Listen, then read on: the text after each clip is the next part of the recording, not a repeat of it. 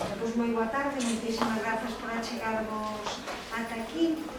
As primeiras grazas, además das dúas persoas que me acompañan, a Carlos Babío e a Lito Pérez, a Manuel Pérez, é a Asociación Cultural Irmás Suárez Pitario, está aquí con nos o seu presidente, Francisco Pita, e tamén algunhas das persoas que escribides no que hoxe imos a presentar esta revista, Areal, que é unha revista, bueno, que nesta casa lle temos moito aprecio porque temos aprendido moito dela, tamén con outros modelos. Neste caso queríamos falar deste dossier, bueno, da parte importante desta revista. A revista ten máis de 100 páxinas e dedicamos máis da metade a este dossier sobre Meirás 2020, unha sentenza histórica.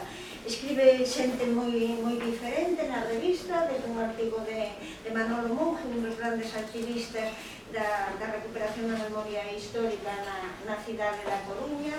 Escribe tamén Ana Romero, historiadora, escribe tamén Silvia Seixas, unha das 19 de Meirás, e se cada estou me deixando por aí alguén máis que escriba na revista. A ver, parecíanos que era importante un pouco para contar non todo o que conta a revista de un feito que é histórico, é verdadeiramente a primeira sentenza contra os Franco, que pode servir de modelo tamén para outras reivindicacións, como é o caso da Casa Cornide, pero para outras reivindicacións tamén do Estado. Entón, e logo que fai un percorrido que a mí me parece tamén moi interesante, explicando eses fitos importantes que permitiron esa sentenza. É dicir, desde o ano 2008, por exemplo, cando se declara Vico, ese traballo feito polo Concello de Sada, e a ver que naquel momento era o alcalde e tamén a propia Xunta de Galiza, a Consellería de Cultura, e logo todo o que se fai desde a Comisión de Recuperación da Memoria Histórica da Coruña, todo o movimento memorialístico que creo que hai que poñer en valor. Verdadeiramente todo ese traballo que desde a rúa se fixo e que, como outras moitas veces, a veces nos lembramos moito de todos os fracasos que temos co activismo na rúa, pero hai tamén moitos éxitos que temos conseguido, e este é un deles, e poderíamos falar de moitísimo máis. Entonces, bueno, nada, vos comento que dentro da revista tedes tamén, nese caso, un documento que se sacou agora en Semana Santa, e aí durante unha semana na Semana Santa recollimos máis de 1500 sinaturas. Ainda podedes asinar se queredes, entrades na página web de Alexandre Bóveda, o temos aí, o titulamos igual que se titula a folla, a necesidade, ahora, bueno, o falarán Lito e Carlos, pero un dos debates tamén abertos é para que o Pazo de Meirás. Entonces, bueno, neste caso, desta Xunta de Galicia, había un interese, nos creemos que torticero, e desde logo, bueno, creo que da dereita, de como a dereita agocha ou quere agochar toda esa historia, que decimos do memorialismo, toda a historia da represión, toda a historia tamén da loita antifranquista, con unha loita moi necesaria que todas aprenderíamos, que sería a loita feminista. Creemos que de verdade deturpa o que ten que ser aquele espazo, e entonces tres persoas, tres mulleres, que Monse Fajardo, xornalista, e unha das mulleres moi dedicado ao tema da memoria histórica, sobre todo en Pontevedra, Marta da Costa, que é poeta, e eu mesma, como presidenta da Asociación Cultural Alexandre Bóveda, promovimos este manifesto que recollemos un pouco aí de que o feminismo non vale para agochar a memoria, que ao revés é desdalizado de memoria, e iso é o espazo do Pazo de Meirás que ten que ver. Mil grazas, Lito e Carlos, e graciñas a vos por estar hoxe.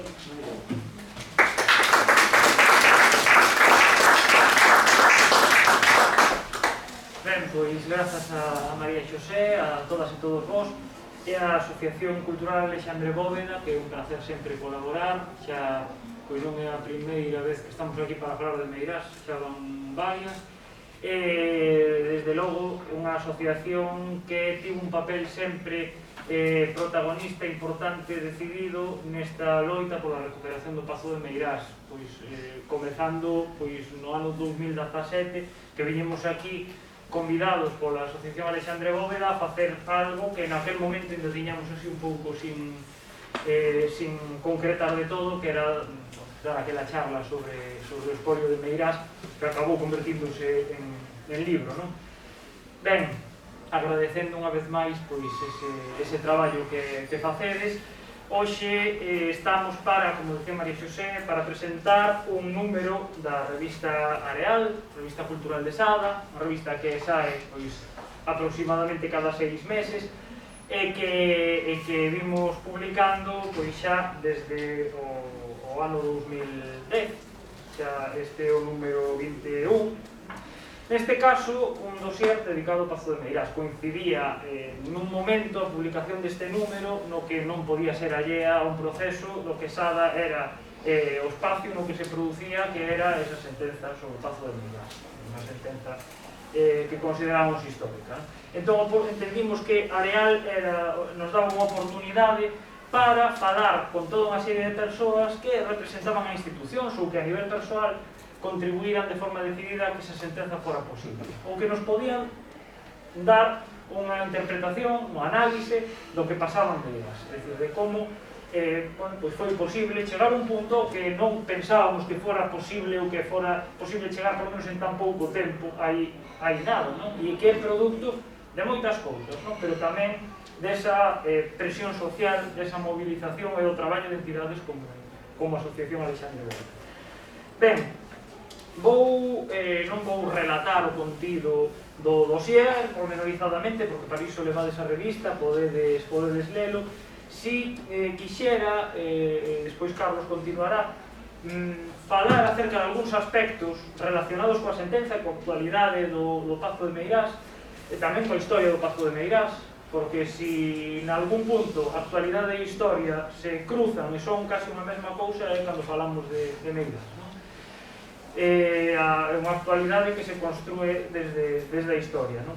Ben, entón, bueno, responder a varias preguntas, pero ao mesmo tempo advertir que neste dossier se pode atopar respostas a moitas desas preguntas, non?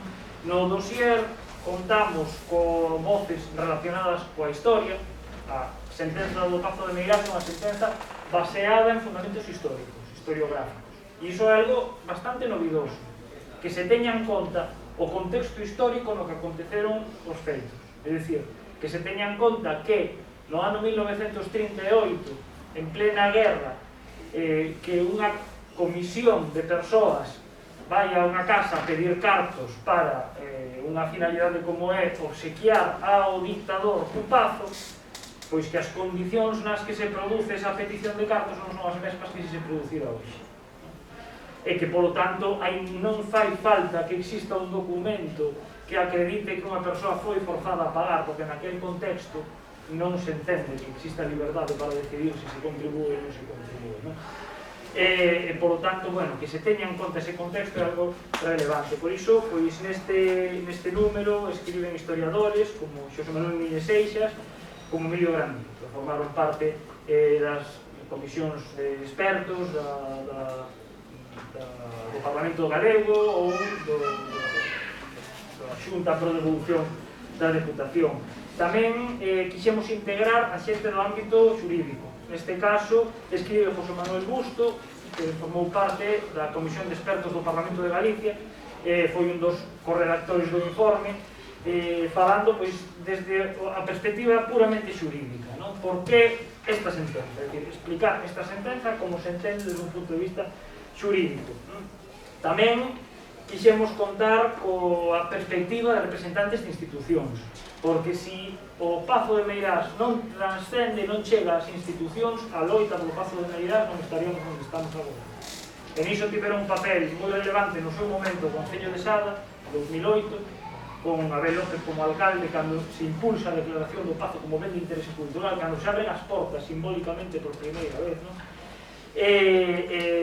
Tivo un papel moi relevante, dixo falar a Carlos, pois a Deputación Provincial da Coruña, anos máis tarde, etc. Por iso, pois neste dossier escriben Abel López como exalcalde de Sada, o actual alcalde de Sada Benito Portela, escribe a ex-vicepresidenta da Deputación Goretti San Martín, que impulsou aquela xunta por devolución, tamén por o seu vínculo á Deputación escribe Carmen Vidal, ou escribe o secretario de Estado para a Memoria Democrática, Fernando Martínez, porque a institución que impulsou a demanda era o Estado quen xurídicamente podía impulsar finalmente esta demanda, e así o asunto, non? Tamén quixemos darlle un papel, bueno, tamén, por certo, sin que se me olvide, a presenza de Meirás alén do Estado español, que a nivel mediático tivo unhas repercusións importantes grazas ao traballo da Miranda, que tamén a incluímos no dossier. Tamén a loita desde a cidadanía e desde as asociacións. E aquí pois contamos un artigo que asina dous representantes da Comisión pola Recuperación da Memoria Histórica da Coruña, Fernando Souto e Irene Tomé.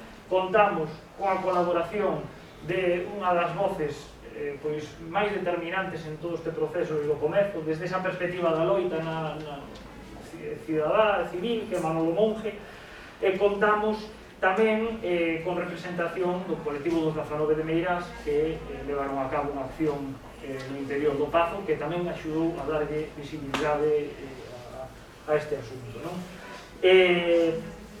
Tamén, xa para pechar, non? Quixemos darlle un espazo a outra pata que foi importante, para ben e para mal, non? Pero neste caso para ben, que é a prensa que se comprometeu, que moitas veces en momentos nos que falaban do Pazo de Meirás e da loita polo Pazo de Meirás non daba demasiado rédito, se era máis un problema que outra cousa, decidiron facelo igualmente, non? En este número escriben os xornalistas Antares Pérez e Pablo Díaz Poupa. Penso que non me esquezo de ninguén.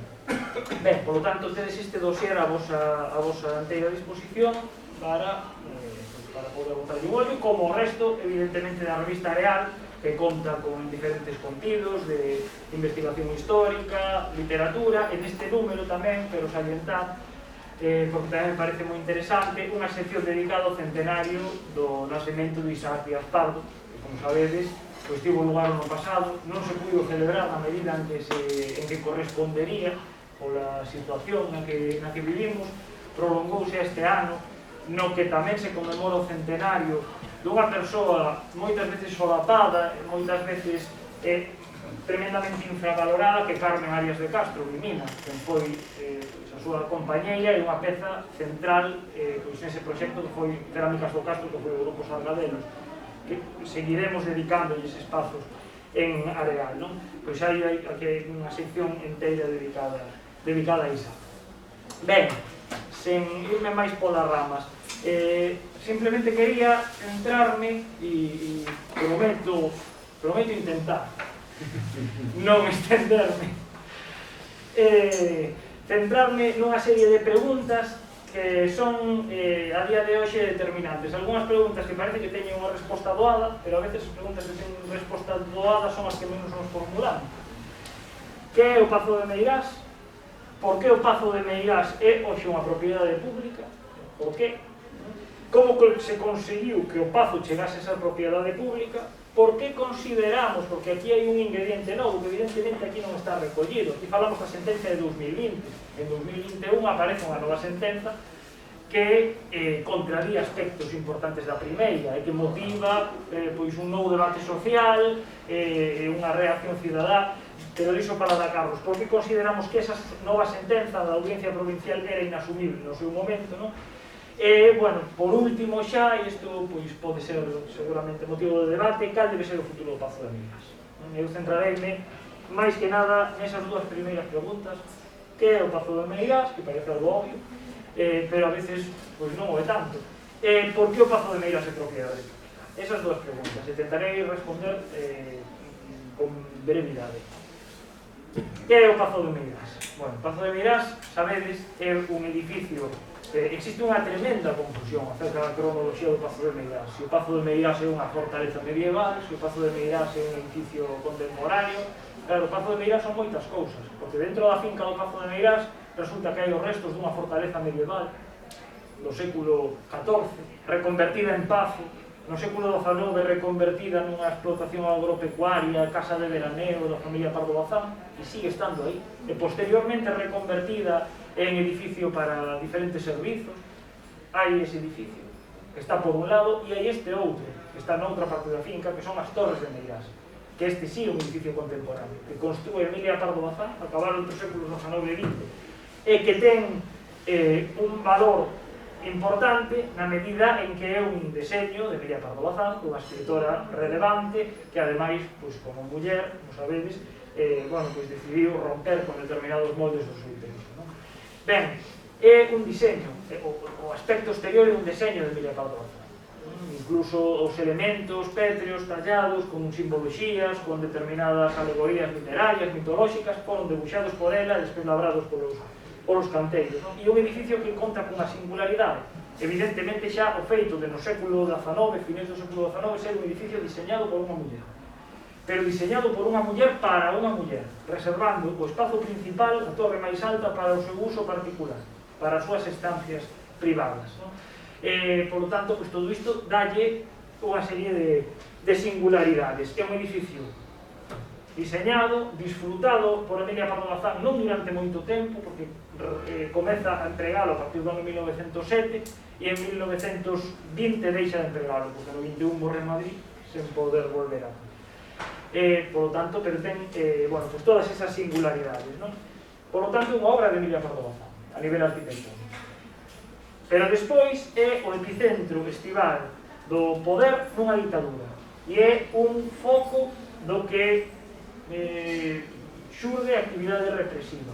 É o centro principal, centro estival de poder da ditadura, coa presenza estival de Franco e de toda a súa corte ao redor nun réxime no que o Estado e a figura de Franco se identifican completamente, e onde vai Franco vai o aparello do Estado. É un edificio público durante ese tempo porque é a residencia oficial do xefe do Estado. Esa é a segunda condición do Pazo de Meirás. Ten unha terceira e comeza a ter unha cuarta. A terceira é un edificio que é símbolo de impunidade durante o franquismo, a partir da transición, cando segue sendo propiedade da familia Franco, e se convirte nese símbolo de impunidade para as persoas que padeceron a ditadura, que padeceron represión, que padeceron incluso represión vinculada ao proceso polo que o Pazo de Meirás chegou a Franco, ou vinculada ás estadías estivais de Franco, e que ten que aturar esa xente que a familia Franco siga disfrutando dese edificio e siga facendo reportaxes para a prensa do corazón nas súas estancias.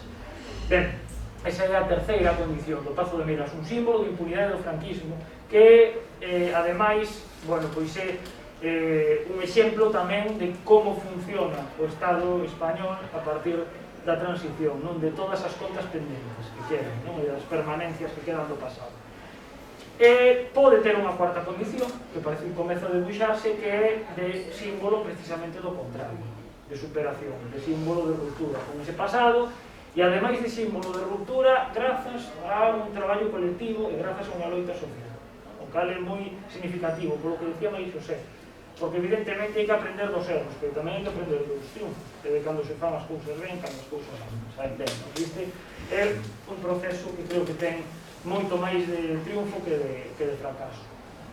Ben, aquí simplemente unha imaxe dos anos 60 do conxunto das Torres de Meirás, para ter así unha perspectiva xeral, non? Ben, a segunda pregunta, por que o Pazo de Meirás é propiedade pública? E aquí sí que vou intentar enrollar o menos posible, pero sí explicar un par de cousas importantes.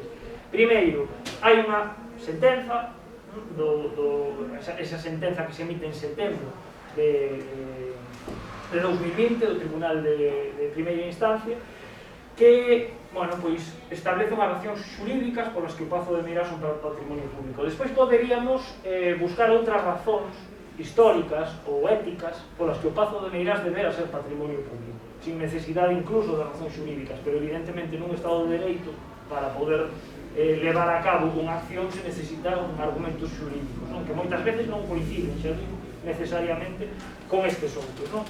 Cal é o fundamento da sentenza? Unha sentenza moi completa, moi traballada e moi argumentada da xuíza Marta Canales. Ben, pois ela o que analiza é como chegou o Pazo a mans de Franco. Entón aí hai un factor clave. En 1938 hai un grupo de persoas das elites políticas, económicas, sociais de Coruña que queren agasallar a Franco cun pazo. Constitúen unha entidade que se chama Junta Provincial do Pazo del Caudillo e lle mercan as Torres de Meirás, co súa finca, etc., a herdeira de Emilia Pardo Bazán. Fan unha escritura ante notario, agosto de 1938, pola cal mercan esa propiedade, e polo cal Manuela Esteban Collantes, como herdeira, neste caso, de Emilia Pardo Bazán, a través da sucesión hereditaria, vende o edificio por 400 e pico mil pesetas. Ben, isto en 1938.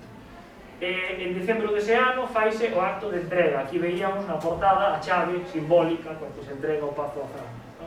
Decembro de 1938. Un acto de doazón ao xefe do Estado, porque cando esta xente merca o pazo, fan constar que o mercan coa intención de doar ao xefe do Estado. Ben, que ocorre? Que esta forma de doazón, esta figura, nun determinado momento a Franco non lle convén, porque Franco non quere que o pazo sexa unha doazón ao xefe do Estado, sino que quere que sexa unha propiedade particular de Francisco Franco, que é unha diferencia significativa. Porque unha doazón ao xefe do Estado, máis aínda cunha reforma legal que se produce precisamente neses anos, no 1940, implicaría que o edificio pertencería a xefatura do Estado, e polo tanto, ao morrer o dictador, os seus fillos non o heredarían. Sería unha propiedade do Estado, igual que moitas outras propiedades da xefatura do Estado. Ben, claro, hai que pensar que nese 1939, 40-41, Franco non ten seguro o seu futuro. Nos vemos a historia moitas veces desde a perspectiva do presente. Sabemos que Franco morreu na cama 40 anos despois, pero Franco non sabía que o futuro iba a ser ese. En 1940 estamos en plena Segunda Guerra Mundial, en 1942 comeza o declive do eixe na guerra de Hitler, que é o aliado natural de Franco, e a partir de aí, quen sabe o que vai acontecer, non? Polo tanto, Franco quere atar, neste caso, unha propiedade para ele. Cal é a fórmula que idean? Pois un fraude legal. Aquí temos a escritura de 1938, a que decía antes, unha escritura notarial, no que Manuela Esteban Collantes vende o Pazo de Meirás a estas persoas que figuran aquí: don Pedro Barrio de la Maza, don Rafael del Río y Díaz, don Alfonso Molina Brandao, como representantes da Junta Provincial pro Pazo del Caudillo. Comparecen estes tres expresados, bueno, con esa intención de donar ao xefe do Estado. 1931. Resulta que en 1941 hai unha nova escritura de compravenda.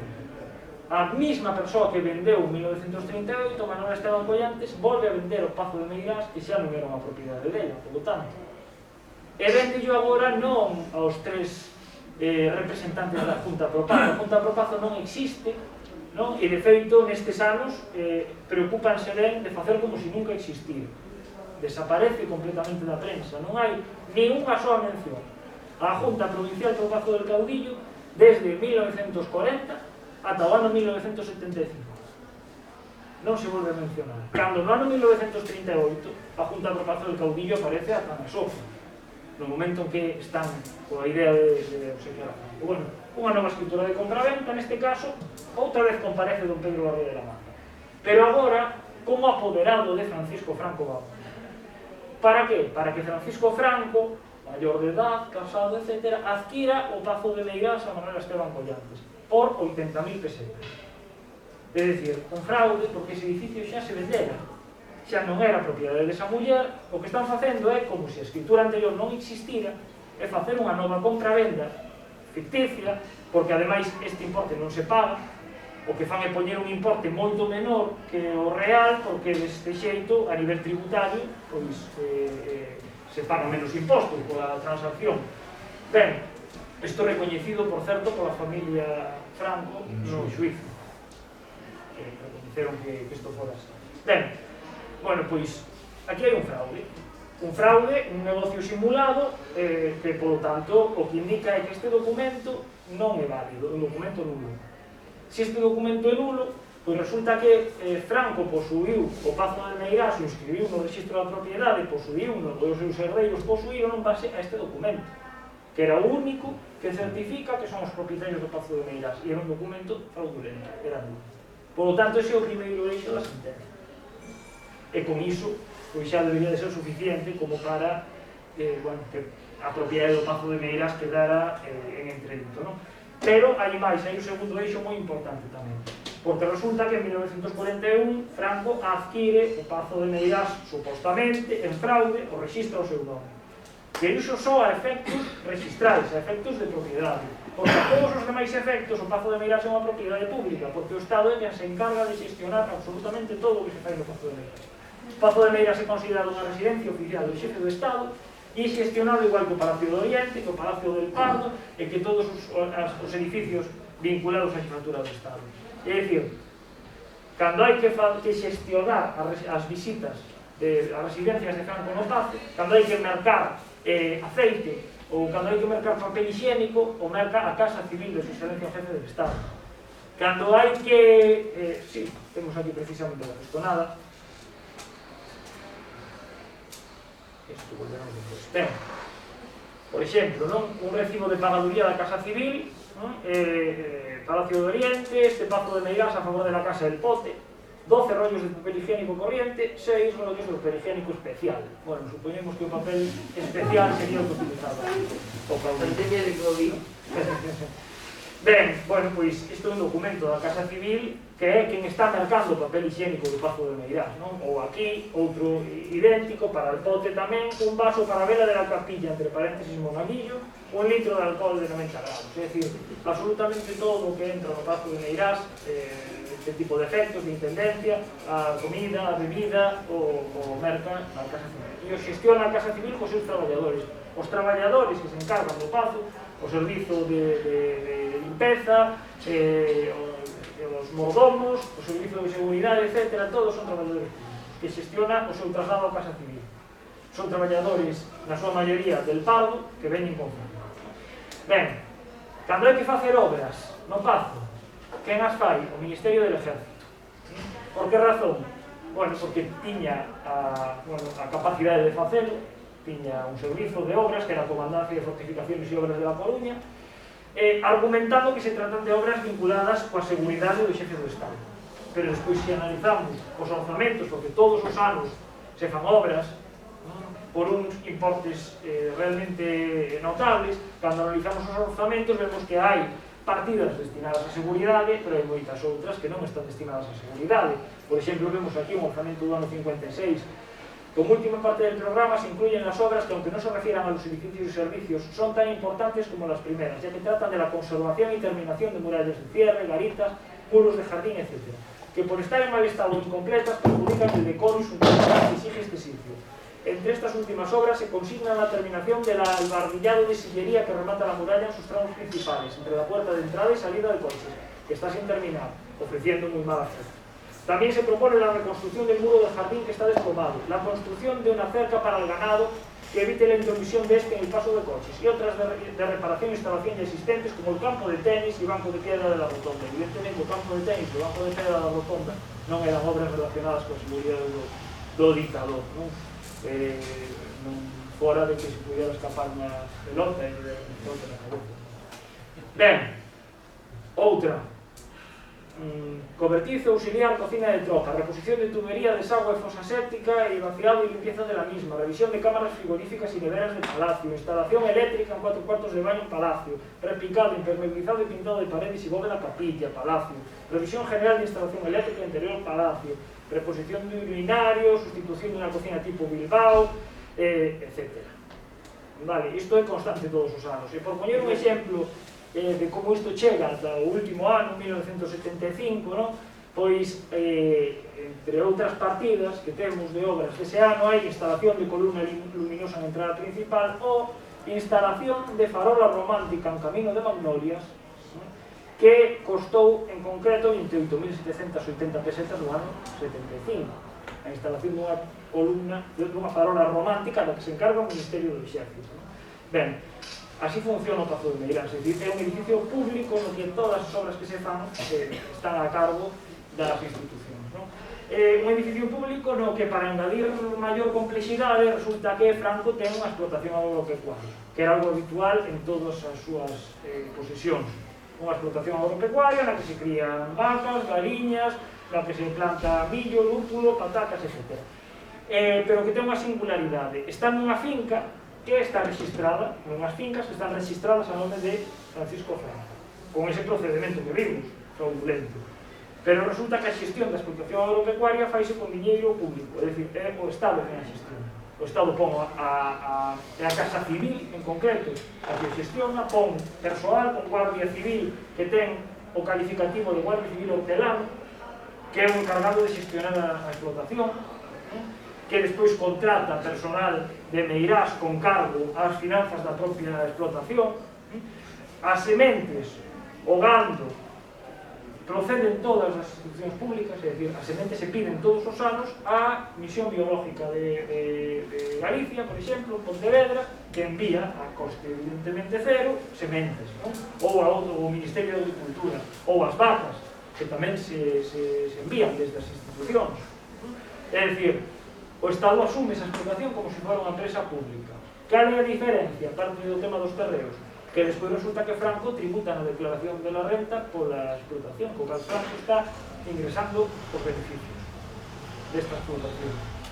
Isto sabémolo, non o podíamos confirmar, podíamos intuílo, non o podíamos confirmar, pero confirmómoslo a familia Franco no suizo, que presentaron as declaracións de renta, nas que Franco tributa os beneficios da explotación agropecuaria. Ben, pois isto ten outra singularidade máis, que resulta que entre os clientes que tiña a explotación agropecuaria, como podemos observar aquí, estaba a propia Casa Civil de Súa Excelencia o Jefe del Estado, que era quien xestionaba e pagaba os gastos da explotación. E aquí temos un recibo que di, é recibido do señor Jefe de Cocina de la Casa Civil de Súa Excelencia la cantidad de 829,50 pesetas, importe de la venta de 237 litros de leche a razón de 3,50 pesetas el litro. E aquí outro similar, pero pola venta de ovos. Isto que significa? Que Franco ten unha explotación agropecuaria que se sostén polas institucións públicas con diñeiro público. Esa explotación lle vende os seus produtos a Casa Civil, a unha institución pública. E a Casa Civil utiliza eses produtos para servirlos a Franco na mesa. O cal Franco, cantos máis ovos come na cociña na mesa do Pazo de Meirás, máis diñeiro gaña, porque son ovos que o Estado lle compra ao propio Franco e que se crían con diñeiro do Estado. É dicir, isto, que parece unha anécdota simpática, é un exemplo do funcionamento do réxime, de como funciona a vida. Un réxime que, máis alá de ser un réxime autoritario, un réxime dictatorial, ademais tamén é un réxime profundamente corrupto, e que xenera pues, toda unha serie de corruptelas e de vicios, tal que explican moitas veces certas reminiscencias. Ben, para rematar xa, entón, o Pazo de Meirás durante 40 anos é un edificio considerado público, como vemos, xestionado polas administracións, hai moitas outras administracións que ofrecen os seus servizos, como o Concello da Coruña, durante 6 anos. A todos os efectos, funciona como un edificio público. Claro, chega o ano 1975 e que pesa máis a hora de decidir que pasa co Pazo de Meirás? A escritura fraudulenta do 41 que demostraba que o edificio era propiedade de Franco, ou que durante 40 anos foi xestionado como un edificio público, a escritura fraudulenta. Isto enténdese cando vemos que as persoas que xestionaron o Pazo de Meirás nas décadas anteriores, nomeadamente dúas, Fernando Fuertes de Villavicencio, que era o xefe da Casa Civil, e Ricardo Catoira Garaboa, que era secretario, resulta que tamén eran dous dos principais directivos de Patrimonio Nacional. Seguiron sendo, despois da morte de Franco, e na Casa Civil, de ser altos cargos da Casa Civil, reconvírtense a altos cargos da Casa de Su Majestad el Rei. A institución que podía, despois de morto Franco, reclamar que o Pazo de Meirás é propiedade do Estado, por todas estas razóns, era Patrimonio Nacional. E resulta que o Patrimonio Nacional estaba xestionado polas persoas que xestionaron o Pazo nas décadas anteriores. Pero que máis, Fernando Fuertes de Villavicencio, ademais, no testamento de Franco, resulta que era o albacea de Franco. É dicir, era encargado de facer cumplir as disposicións testamentarias de Franco. E entre esas disposicións testamentarias estaba, probablemente unha das máis importantes, que era que o Pazo de Meirás fora herdado polos seus herdeiros e herdeiras. É dicir, que a mesma persoa que tiña que garantizar que se cumplira esa disposición era a que representaba ao Estado que tiña que exigir que o Pazo de Meirás fora patrimonio público. Este tipo de contradiccións explican por que pasou o que pasou, e como funcionou todo isto. Ben, esas son as dúas grandes razóns de peso, xurídicas. Despois poderíamos falar de outras das que xa falamos moitas veces, xa digo, de tipo ético ou histórico. É dicir, o proceso represivo polo que o Pazo chega a mans de Franco. No contexto da guerra, a suscripción, que ten un carácter forzosa, a toma de terras, que ten un carácter forzoso, todas esas circunstancias, a represión en torno a Meirás, como as visitas de Franco xeneran vigilancia, xeneran represión sobre a poboación, todas esas circunstancias de por sí xustifican a efectos éticos que o Pazo de Meirás non sexa propiedade da familia Franco. Necesitábamos un fundamento xurídico, e o fundamento xurídico estivo centrado nestas dúas razones, non? E eu, sen máis, pois deixolle a Carlos que continúe, xa con temas un pouco máis presentes.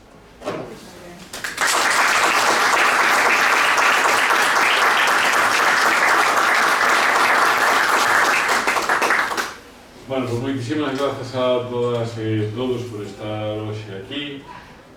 Moitísimas grazas, por suposto, a Agrupación Cultural Alexandre Broda, a Agrupación Cultural, por certo, irmá, da que formamos parte, tanto Lito como a min, que edita esta revista Areal, a Asociación Cultural Irmáns Suárez de Caio de Sada, que neste número, pois, como ben comentaba Lito, pretendíamos ter un apartado senlleiro, especial, adicado a todo este proceso de Meirás, que, bueno, ten un problema que cando escribes como sobre outros temas tamén, pero cando escribes sobre Meirás, pois corres o risco que en poucos días quedas obsoleto, e a esta revista non é allea, se vede, efectivamente, desde que se publicada pasaron bastantes cousas que comentaremos, e quixera ser breve para poder abrir un coloquio de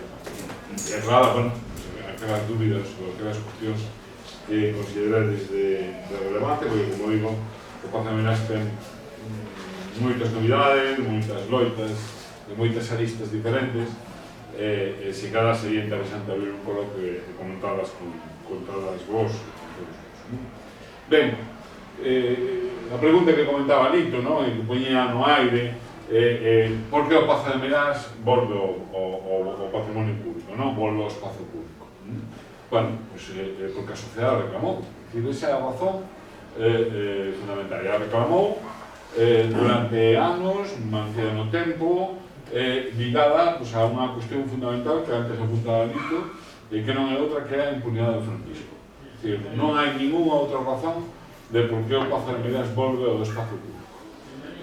Desde que morre Franco, a finais de 1975, xa desde ese mismo momento, xa van a nacer esas voces que van a reclamar a devolución, sempre ese término de devolución do Pazo de Meirás, ao patrimonio público, vinculadas á memoria transmitida, que, moitas desas persoas no ano 1975 lebraban desde unha perspectiva, desde unha experiencia personal, ou transmitida polos seus pais ou as súas nais. Sabedes que en Galiza existen moitos pazos. A inmensa maioría deles están máis privadas, están no espazo privado. Non hai ninguna outra reclamación parecida, igual, ao Pazo de Meirás da reivindicación dun ben, dun pazo galego, e moito menos que se pida a devolución a coste cero dese ben. Só existe o Pazo de Meirás. Está vinculado esa reclamación claramente a loita memorialista, que é desde a morte de Franco, desde que se pode, digamos, facer alguna reivindicación pública ao redor de reivindicacións democráticas, o Pazo de Meirás vai a estar presente. E vai a estar en estes últimos 45 anos, prácticamente 45 anos, vai a estar sempre presente, e con moita máis presencia naqueles momentos no que o Pazo de Meirás ten relevancia, ben porque se pretende facer as maniobras especulativas, ben porque os Franco queran facer ostentación da propiedade. Digamos, unha primeira reivindicación importantísima que se produce ao redor da Pazo de Meirás vai a estar vinculada cando o Concello da Coruña establece un debate envenenado ao redor da capitalidade, vai a pretender meter o Pazo de Meirás como elemento, bueno, pues de debate sobre esa capital porque quere convertirlo en sede, ¿no? De paralelo, bueno, pretende mercar o Pazo de Meirás aos francos con unha operación que, bueno, consistía en 30 millóns de pesetas máis a reforma correspondente. Ben, pues, o movimento veciñal coruñés de persoas como Manolo Monge, porque Manolo Monge, que escribe nesta revista, vai estar no movimento mundialista, pero vai estar tamén nos anos 80, cando desde o Concello da Coruña pretenden facer esa maniobra especulativa de mercado para familias, non? Aí vedes recortes de prensa da época, non? Reclamando precisamente a devolución do Pazo de Meirás, son recortes correspondentes aos primeiros anos da década dos 80, e a reivindicación, tanto pues, do nacionalismo galego, en aquel momento presentado pues, sempre no que segue a esquerda galega, ou na Federación de Asociacións Veciñais da Coruña, que van a convocar unha caravana de vehículos precisamente reivindicando a devolución do Pazo de Meirás e non a que se mercara o Pazo de Meirás ao franco, non? Iso, bueno, pues vais a repetir en todo o proceso histórico e vais a pôr de manifesto na documentación que a Abogacía do Estado, en representación da Administración Xeral do Estado, vai a presentar diante da xuíza Marta Ganada para demostrar un dos elementos probatorios do que o Pazo de Meirás é un espazo público, un ben público, porque desde a cidadanía sempre foi visualizado como un ben que foi roubado, expoliado a cidadanía. Ben, ao longo dos anos, nesos 45 anos de reivindicación, vanse a producir acontecementos importantes, como é a constitución da Comisión pola Recuperación da Memoria Histórica da Coruña, que vai a organizar de maneira moito máis visible esa reivindicación, ano tras ano vai ir organizando marchas ao redor da devolución do Pazo de Meirás. Aí vedes catro imaxes de tres momentos diferentes, os tres convocados por a Comisión pola Recuperación da Memoria Histórica da Coruña. Os tres teñen unha importancia Manolo Monge, non? Na organización destes tres actos, porque o primeiro corresponde a primeira das marchas, a primeira das concentracións que se realizou no Pazo de Meirás, corresponde ao ano 2005, se non, sí, 2005. A seguinte da dereita corresponde ao ano 2007, e a de baixo é con motivo da celebración dunha boda do Pazo de Meirás, unha manifestación contra a boda que se monta no Pazo de Meirás, justamente no ano 2008, no verán do 2008. Ese ano tamén vai acompañar justamente o 2008 un proceso que xa apuntaba María Xosé antes, non? Que é o proceso de declaración do Pazo de Meirás, que os francos sempre intervieron moi ben, porque efectivamente sea o motivo, que a declaración que era unha declaración instrumental, non? Que realmente nos pretendíamos que a cuestión de secuestrar fora unha cuestión instrumental, porque realmente o objetivo final era a devolución do Pazo de Meirás. E efectivamente, hai poucas veces que eu estou de acordo con os francos, pero esta é unha das situacións na que eu estou de acordo porque efectivamente ese era o objetivo, non? E comezou precisamente co cambio de goberno en Sada. Antes gobernaba de Paredes un tal Ramón Reguezales que, claro, durante máis de 20 anos, non? Mantivo un retrato de Franco no despacho da alcaldía e tiña unha amizade importante ca familia Franco. Foi unha peza fundamental en maniobras especulativas e de blindarse da impunidade que representaba o Pazo de Meirás, non foi o único, evidentemente, pero foi un elemento importantísimo que muda no ano 2007 ca chegada ao goberno, a alcaldía de Sada de Abel Pesoto. Vedes na imaxe superior e vedes a de Ramón Rodríguez e a de Abel Pesoto no ano 2007, non? Cando se insta ao proceso de declaración de bien de interés cultural, non? Bueno, ese proceso, agora esquecido, pero en aquel momento foi unha das primeiras batallas encarnizadas por parte do Franco para evitar precisamente que o Pazo acabara sendo ben de interese cultural.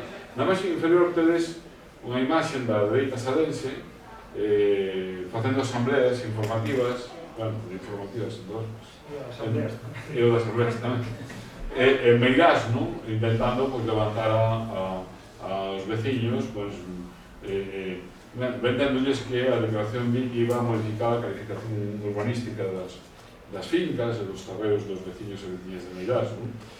Quero dicirvos con isto que tanto os Franco como o seu brazo político en Sada tentaron parar todos os procesos vinculados a esa, digamos, esa sentencia histórica que calificamos na revista, pero que tuvo aquí a súa xénese, desde a parte máis política do asunto. Digamos, esta reivindicación que o ano 2007 estaba na rúa e pasa ao Partido de Sada, a Xunta de Galiza, en aquel momento gobernada por un bipartito, é precisamente o bipartito na Consellería de Cultura que consigue declarar o Pazo de Meirás ben de interese cultural. Ben, pois ese, digamos, é o primeiro paso institucional, pero hai outro que é fundamental, eu non me canso de dicirlo, que se non se tivera producido este feito hoxe, pois non estaríamos a falar desta sentenza, porque efectivamente no ano 2017 a vicepresidencia da Diputación, Goretti San Martín, dá ese paso, o sea, de canalizar, e non era nada doado a cuestión, porque efectivamente tiña unha complexidade tremenda, de como se engranaba esa reivindicación social tan arraigada de tantos anos nunha administración como é, neste caso, a Deputación Provincial de Coruña. Pero Goretti ten esa virtude, consigue crear esa xunta por devolución do Pazo de Meirás, que vai a impulsar desde un proceso moi participativo unha estrategia de devolución, fixando primeiramente, digamos, unha folla de ruta tendo en conta a historia, a través dun informe histórico, na que participa Emilio Gandillo, pero fundamentalmente aporta aquí o compañero Manuel Pedro Lorenzo nese informe histórico e xurídico, que vai a dar a primeira chave, digamos, a primeira folla de ruta xurídica que nos permita establecer unha batalla judicial para devolver Meirás. A partir de aí vai a desencadenar, virá un informe que emana do Parlamento de Galiza a través dunha comisión de expertos, que por certo tamén vai a participar no informe histórico, xurídico que se vai a redactar por parte desa comisión, e vai a seguir acompañando desde a sociedade, como elementos de reivindicación. Hai un clave que o que protagonizan as 19 de Meirás. Digo que é clave porque por eso teñen participación na revista, porque consiguen dar unha foto, unha visualización da reivindicación que nunca se mira. Fai un chamado dos medios internacionais a esa imaxe, que escenifica o que comentaba Nito ao principio da súa intervención.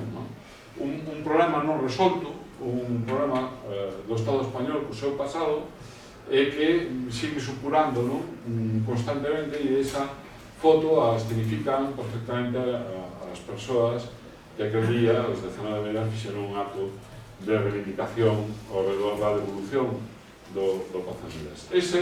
Este compendio de cuestións, a reclamación social, a histórica e a xurídica, baseado, non quero pecar de falsa modestia, nese traballo que tanto Manuel como a min elaboramos nese Meirás un Pazo Caudillo de Espolio que sirviu na demanda como principal prova pericial, facía que todos os ingredientes estuveran preparados para que efectivamente o Pazo de Meirás pudera volver ao espacio público. E ao Estado español non lle quedou outra tomar esa bandeira, non? E presentar esa demanda a través de instruccións que deu a Abogacía Xeral do Estado, por certo, que aquí colaboramos todo o proceso de elaboración da demanda, incluso no propio xuizo, non? Pola devolución de Meirás, na que tanto Lito como a mí participamos nun interrogatorio de máis de 6 horas ali nas sesións que celebraron iso.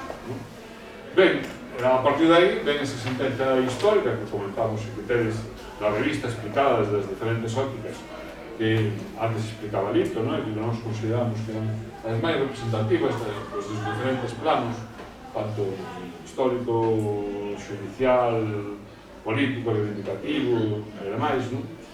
E para rematar xa, bueno, aí todo este proceso tamén estivo acompañado, hai que decirlo, non? Dun traballo de divulgación, non? Por todo o país, do que representou, bueno, o espolio de Paz de Meirás, non? O espolio de Paz de Meirás ten unha vertente que está resumida no atado ben atado, non? Do testamento político de Franco, pero tamén noutra vertente que podíamos chamarlo tapado e ben tapado, non? É dicir, todo o que ten que ver co que acontecía en Meirás, estas cousas que antes explicaba Lito, pois claro, estaban tapadas e ben tapadas, non? E nós fixemos un traballo nos últimos 2-3 anos moi intenso de divulgación pública, non? Tanto en actos deste tipo ou en comparecencias medios de comunicación, que por eso tamén quixemos que tuveran unha participación no dossier da IAL, porque efectivamente hubo medios de comunicación que se comprometeron en todo este proceso e consideramos que tiñan que ter o seu espacio. Ben, eso, aí tedes alguna escena da sesión do xuizo que se celebrou na Audiencia da Coruña. Bueno, é o xulgado de primeira instancia, pero por a importancia do xuizo celebrouse na sala máis grande da antiga Audiencia Provincial da Coruña. Aí tedes a cabeceira da sentenza e que remata con ese día que vedes aí as dúas imaxes superiores que corresponden a entrega da chave do Pazo de Meirás o día 10 de decembro do ano pasado, dun acto reivindicativo de lembranza de que o Pazo do Pobo Galego, pois gracias a todos este proceso que eu intentei resumir aquí. Desde aquel momento a hoxe pasaron varias cousas, creo que algunhas relevantes, non? A primeira delas, unha nova sentencia que facía mención Lito antes, tras un recurso de Franco a primeira das sentenzas, que, se repasades as hemerotecas dos últimos meses, pois vistes que fixo que tiveramos que sair outra vez á rúa, a facer reivindicación, a solicitar que as administracións públicas recurriran a esa sentenza, porque, menos a cuestión que explicaba antes de todas as escrituras, quero dicir, que a sentencia, esta nova sentencia, sigue mantendo no espazo público Paz de Meirás, o resto, bueno, pues tocaba todas as partes da sentenza de Marta Cabanas, non? Eso, se queres, despois no coloquio podemos comentar con máis detalle, pero, bueno, sabedes que inicialmente o Estado, como administración principal que presentou a demanda, anuncia que non iba a recorrer a sentenza, e as demais foron que, menos o Concello de Sada, entran nunha indefinición, non?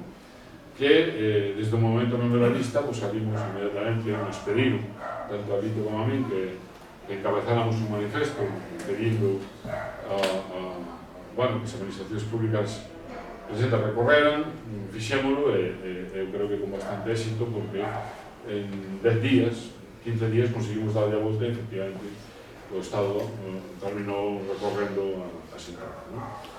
E logo, na imaxe inferior, vedes unha imaxe da comisión, digamos, interministerial que, bueno, está a traballar, digamos, ou cando menos é a comisión que lle vai a corresponder tomar unha decisión en base, pues, tamén a outra comisión, que tamén participou un monitorio, que lle chaman de expertos. Bueno, sobre os usos futuros do Pazo de Meirás. A nos tocará facer unha proposta e esa comisión tocará a función de determinar que usos futuros ten que ter o Pazo de Meirás. Eu creo que ese é un debate interesante que provocou tamén ese manifesto que antes comentaba María Xosé, porque efectivamente nós cando fixemos, e con isto xa remato, cando confeccionamos este dossier, efectivamente intentábamos que aquelas persoas, aqueles colectivos, aquelas circunstancias que realmente en todo este proceso de 45 anos foron, digamos, as relevantes ahora de que o Pazo de Meirás fora un ben público, o que unha sentencia recoñece que o Pazo de Meirás é un ben público a custe cero e que hai que devolverlo. Como decía, entendemos que estuveran aquí representadas todas esas, digamos, personas que representaban a esos colectivos de memoria, a esas administracións, a esas persoas que loitaron por la devolución do Pazo de Meirás nos 45 anos. Ou cando menos eu, desde unha ingenuidade, desde a miña ingenuidade, quero dicir, non esperaba, era que a nova loita de Meirás se convertira en que, determinadas persoas, defensores da memoria de Mira Pablo Bazán, pretendan convertir o Pazo de Meirás unha batalla na que nunca estiveron, comentábamos antes, Mario José, antes do inicio do acto, pretendan converter o Pazo de Meirás non un espacio de Mira Pablo Bazán, que ninguén nega que Mira Pablo Bazán teña que estar presente no Pazo de Meirás, na medida de que, os feitos que comentaba antes dito, unha persona que foi a creadora daquele espazo, das torres. O que nos opoñemos é que unha serie de persoas que defenden a figura de Mira Pablo Bazán non desde unha versión literaria, sino desde unha visión de modelo de sociedade que o padre representa a Mira Pablo Bazán, utilizar o Pazo de Meirás como espazo e utilizando ademais o feminismo, para usando o feminismo, convertir o Pazo de Meirás nun espazo dedicado aos valores que representaba a Mira Pablo Bazán desde outras perspectivas. Eu creo que por eso nace este manifesto,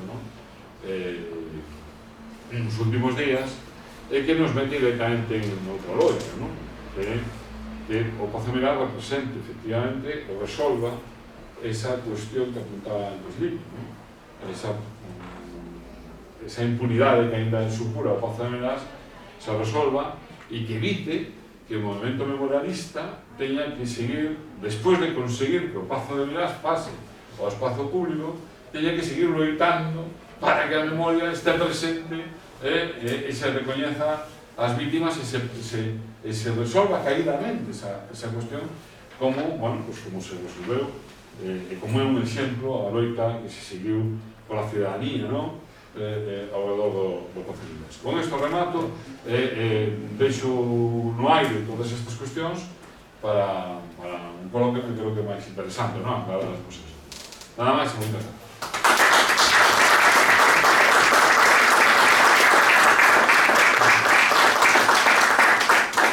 Deixadesme comenzar a min e o meu non é unha pregunta.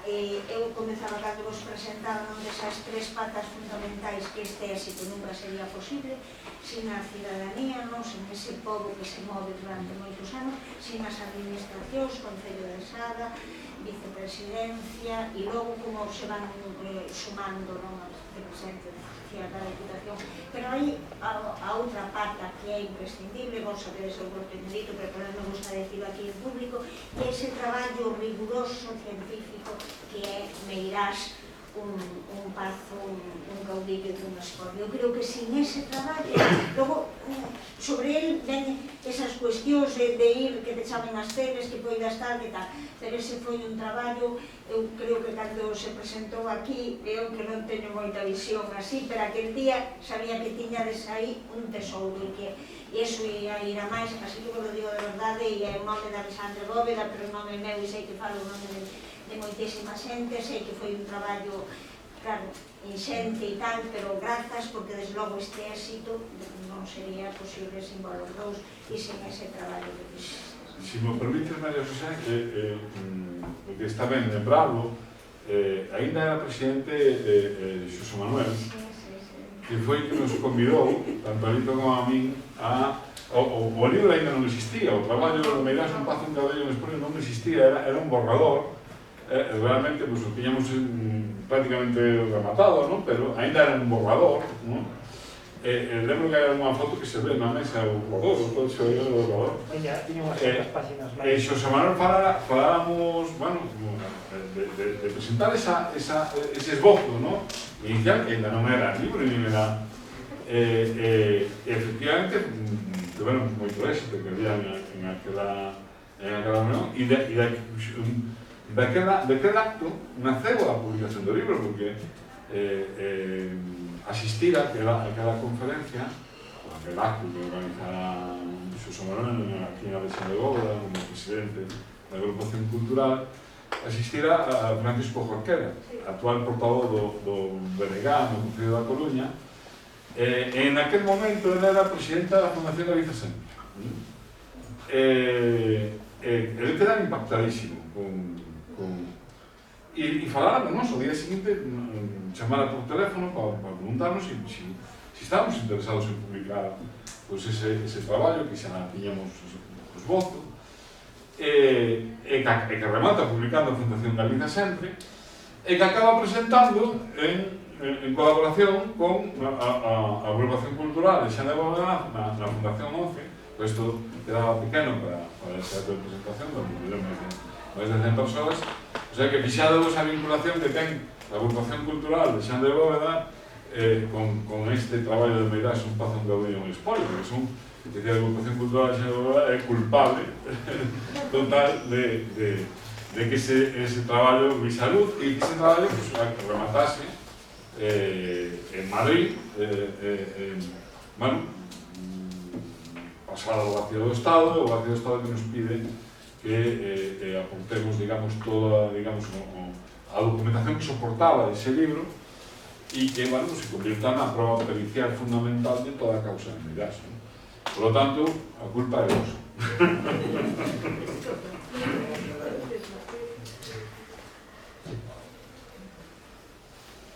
Se tedes algunha pregunta, este é o momento.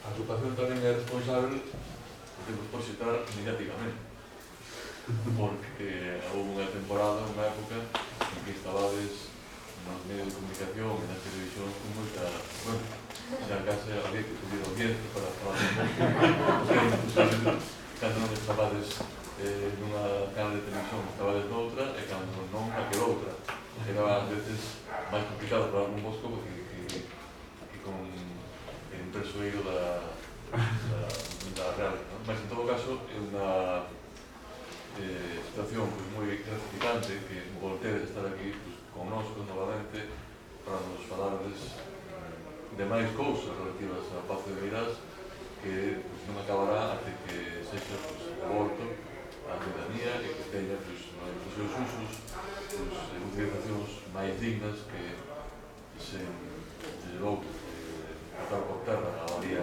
literaria de Parvazán máis dignas que dedicadas ao que se pretende desde as estancias políticas da lei, ¿no? Entón, pues, esperemos que voltedes aquí moitas veces con ideas e con celebracións para que este proxecto se acabe de vez e acabe ben. Estamos encantados. Que probabilidades hai ou que saídas pode ter os recursos contra esta segunda sentencia? Agora vai ao Supremo, o recurso presentado tanto pola familia Franco como o recurso presentado polas administracións. De entrada, claro, o panorama que se nos abría era que sabíamos que a familia Franco iba a recurrir, por lo tanto iba a recurrir a parte que non lle interesaba da sentencia, que é o referido á propiedade do Pazo. Pero as administracións de entrada, salvo o Concello de Sada, anunciaban que non había recurso, bueno, outras non se pronunciaban e despois acabaron sumándose á posición do Concello de Sada, non? co cal nos poñan un risco que era que ao Supremo fora só a familia Franco como parte recurrente, non?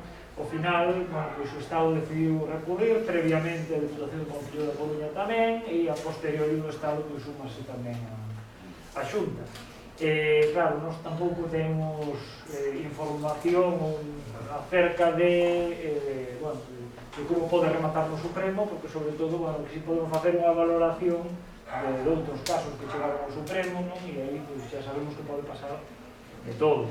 Agora, que ocorre? Que eu creo que o que é relativo á propiedade e titularidade pública do Pazo, tal e como está argumentado na sentenza de Marta Canales, é moi difícil que o revirtan. Por que o digo? Porque si se lee a sentencia da Audiencia Provincial, aí vese que non hai vontade precisamente de traballar en beneficio de que o Pazo sexa patrimonio público. Todo o contrario, porque o relato que se intenta construir é moi diferente. É dicir, aí o que se intenta precisamente é, pois, demostrar a boa vontade, por exemplo, da familia Franco, de Franco na posesión do Pazo, etc. E, sin embargo, non poden anular a parte da sentenza que fai referencia á titularidade pública. Entón, pois, sería unha sorpresa grande e moi desagradable que no Supremo sí que o fixesen. Eu confío en que polo menos esa parte da sentenza non se mova. Agora, o que é a respecto de boa vontade, boa fe, mala fe, se hai que pagarlle a familia Franco e indemnizar ou non, pois iso xa son cuestións máis complexas. Logo, hai, como todos os procesos que envolven Stennos Franco no medio, pasou no proceso de declaración BIP, todos os actos administrativos acaban en recursos constantes no Tribunal Supremo. En este caso non é diferente. Cando a xuíza Marta Canales dita a sentencia sobre o edificio, sobre a propiedade, é dicir, a sentenza o que afecta ao todo que está dentro dos muros do Pazo de Meirás. Pero claro, sabedes que posteriormente os Franco tentaron sacar con camións todo o contido, non? Sabedes que aí houve denuncias de diferentes ámbitos e a xuíza Marta Canales o que vai facer é un auto onde di, menos os electrodomésticos que os podedes levar, o resto é patrimonio.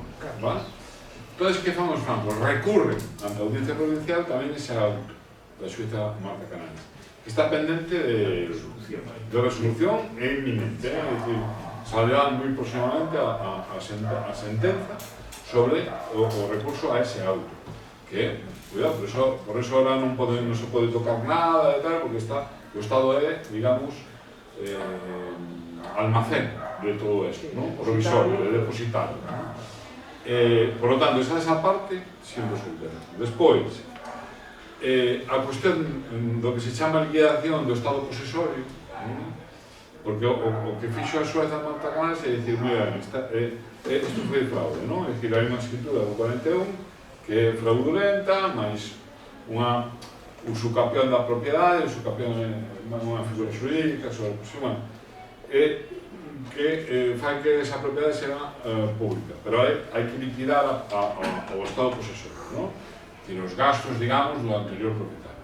Que facía a xueza Marta Canales? Dicía, como a posesión foi de mala fe desde Franco hasta hoxe, todo foi de mala fe, non hai que liquidar o Estado posesorio. Esa é outra das cuestións que, además, con un debate moi envenenado da nova sentencia. A nova sentencia sí que modifica esa parte, lle recoñece a liquidación do Estado posesorio, incluso lle recoñece a boa fe, non a mala fe. E ademais establece, digamos, como ten boa fe e hai que liquidar o Estado posesorio, desde cando, non? Bueno, pois poñen a data que máis les beneficia a Franco, que é 1975.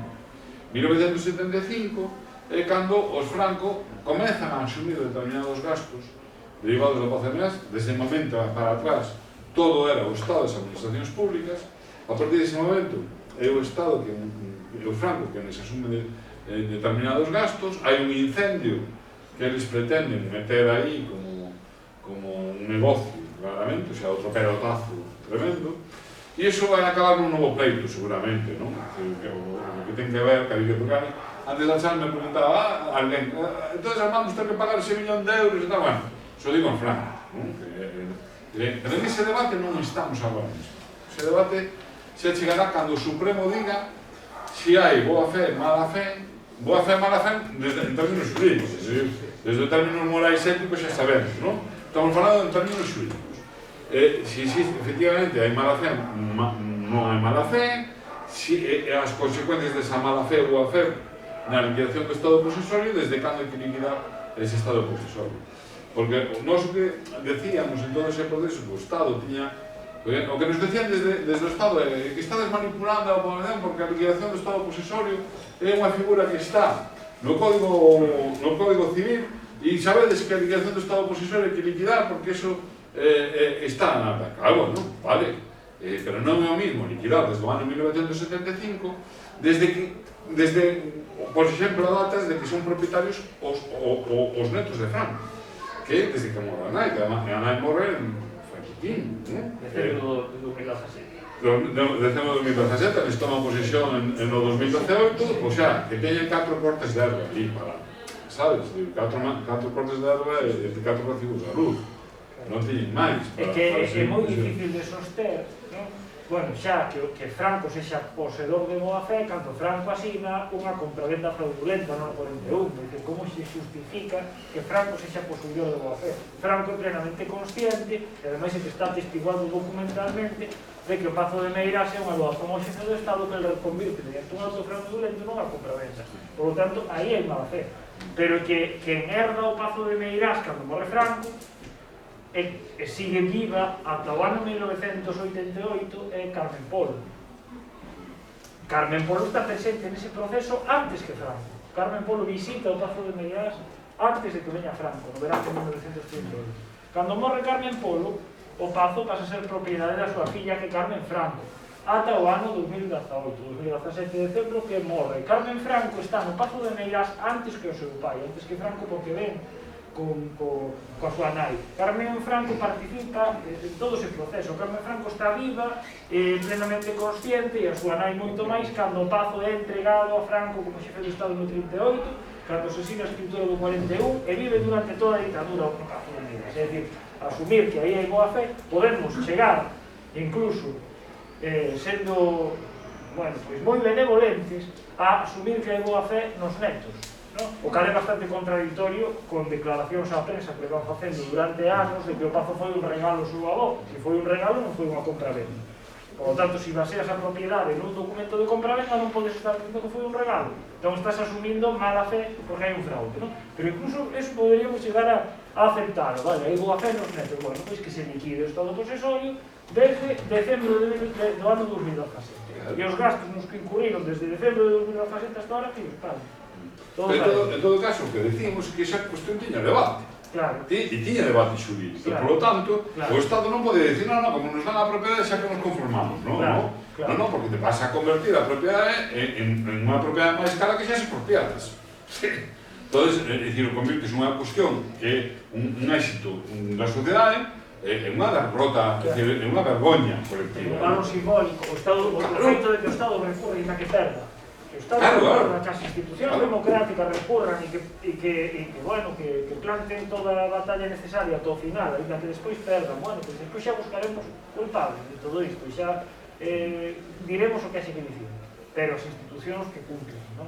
Que cheguen ata o final, iso é o que... Cal é a razón do Estado para non querer recurrir? Entendían que a sentencia en términos xerais era favorable aos intereses do Estado porque no básico que é que o oficio de titularidade pública. Eu falando co secretario do Estado, a mí o secretario do Estado de memoria do chámame cando facemos público o manifesto, chámame por teléfono e bueno, está desmontando aí tal, claro, sempre, vamos a ver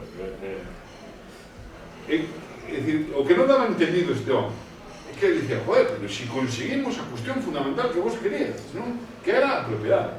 E dice, non, vamos a ver, claro, o Pazo de Meirás non era unha loita por ter un pazo máis no catálogo de patrimonio público. De feito, era como nos interesaba, Dicir, do que se trataba era de loitar contra a impunidade. Dicir, o catálogo non entramos aí. Claro, se o que nos vai a costar o Pazo de Meirás é que teñamos que indemnizar ao Franco, pois, por exemplo, por un incendio que sabemos que eles participan de alguna maneira e que xa cobraron e que xa cobraron unha indemnización por parte das compañías, que a mesa non é que o digamos nós, é que está na propia sentencia. E reconoce que cobraron 13,5 millóns de pesetas no ano 1978, non? Claro, que eso haxa que repagalo, convirte ese proceso en unha nova impunidade franquista. Porque aí resulta que os Franco cobran o seguro nese momento, pero se embolsan o diñeiro non fan obras. O Pazo queda abandonado, sempre reformar en estado de absoluto abandono, ata os anos 90. Nos anos 90, cando o Pazo se deteriorou ainda moito máis, é cando se acometen unha serie de obras de reforma sin ningún tipo de licencia, que era preceptiva porque o Pazo estaba catalogado, e sin atender ás características do edificio. As reformas que fan foi destrozar o edificio por dentro máis que reformalo. Resulta que fan esas obras que atentan contra o valor histórico do edificio e agora pretenden ser compensados por eses gastos e de feito presentaron as facturas desas obras que realizan, porque claro, non as realizan no momento en que cobran o diñeiro do seguro, realizan moitos anos despois, entón entenden que realizan os seus propios gastos.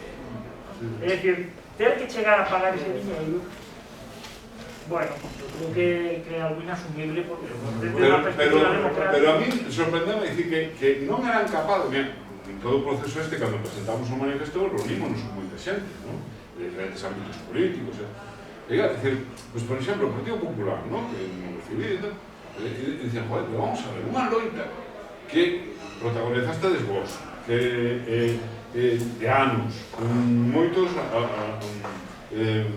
persoas que participan, con un traballo documental de anos que deixastedes aí a vida traballando e tal. É un logo que podedes asumir vos como en primeira persona, como do que sentirse orgulloso. De, joder, ahora vos saídes a rúa outra vez a loitar porque cando o Pazo continúa, a sentencia da Audiencia Provincial continuaba deixando no espacio público. Que non entendo. Joder, porque non estábamos loitando por o patrimonio, estábamos loitando contra a impunidade franquista. Isto vai de impunidade, de rachar a impunidade. Esta sentenza é máis impunidade. Si, suma un Pazo ao PP público, moi ben, pero o que nos dá é un relato de impunidade. Hai que pagar a indemnización, que é desfacer todo o que significa. Correcto. Sin negar que tenemos que chegar xurídicamente a este proceso de liquidación do Estado posesor e que seguramente acabarán un novo pleito e tal feito que haberá que facer, pero que igual non significa entregar cartos. Evidentemente.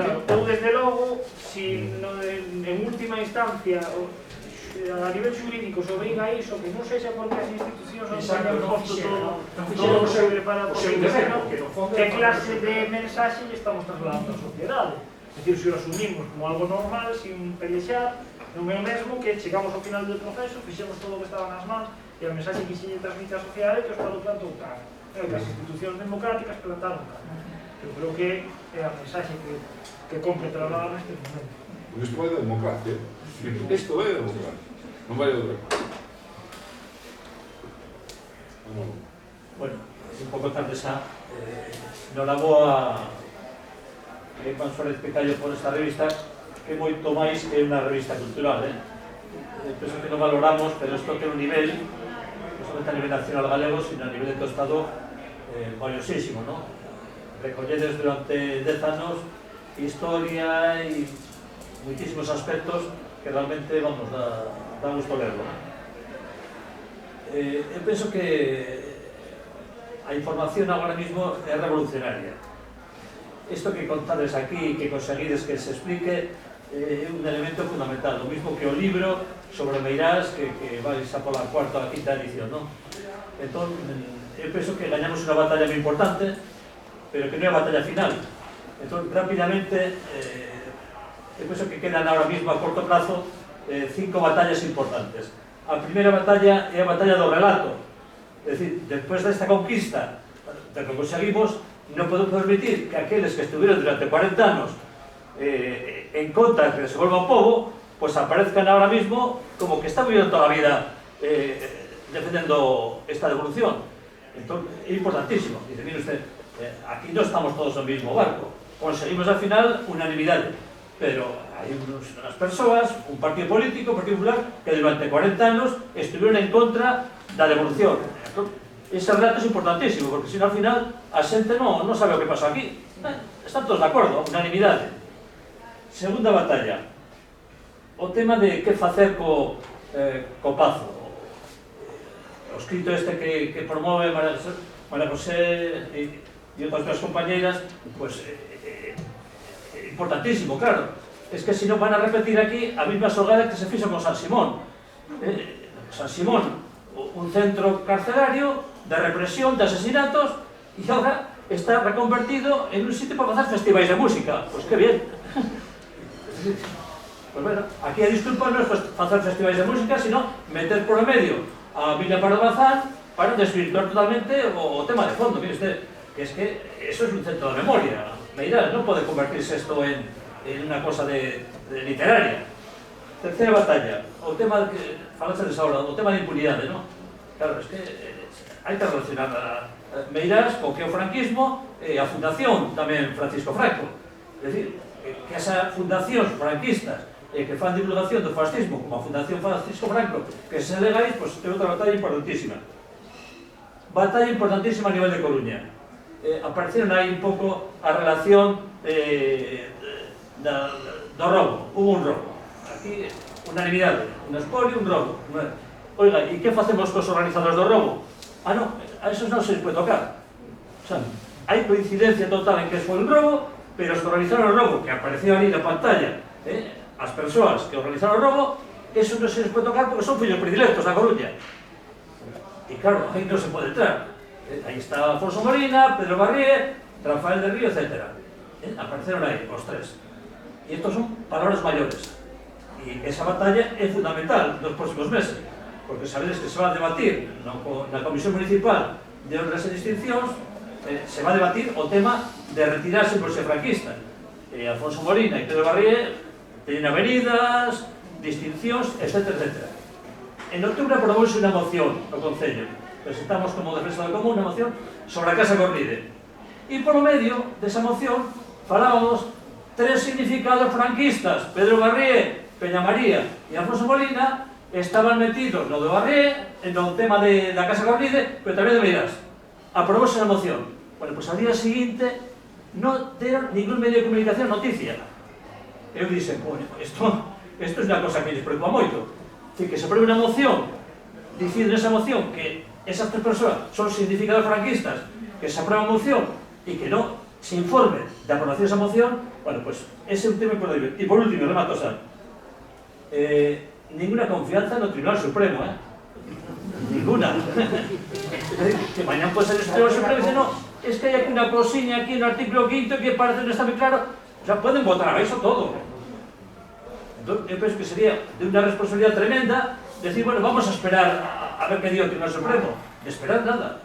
Yo pienso que en los próximos 3 meses hay que hacer una gran movilización a nivel nacional galego, en Meirás, lembrando que estamos ahí y que no estamos esperando a la sentencia. Y eso va a condicionar la sentencia también. Bueno, son 5 batallas rápidamente que yo pienso que habría que abordar en los próximos meses. Nos podo pedir moitísima brevidade por aquilo de que estamos nun espazo pechado para non rapidísimo, sobre o que dixo Manolo, completamente de acordo con todo o que dixo, engadiría unha cuestión máis que é sobre o último que acabei de dicir. Moi importante, moi importante. Temos que xerar o hábito de que o Pazo de Meirás é un espazo público de uso normal pola ciudadanía, de tal maneira que o Tribunal Supremo teña moitas reticencias a hora de revertir esa situación. Porque se conseguimos que o Meirás sexa un espazo público, a ver, o Estado quedou a la vida humana.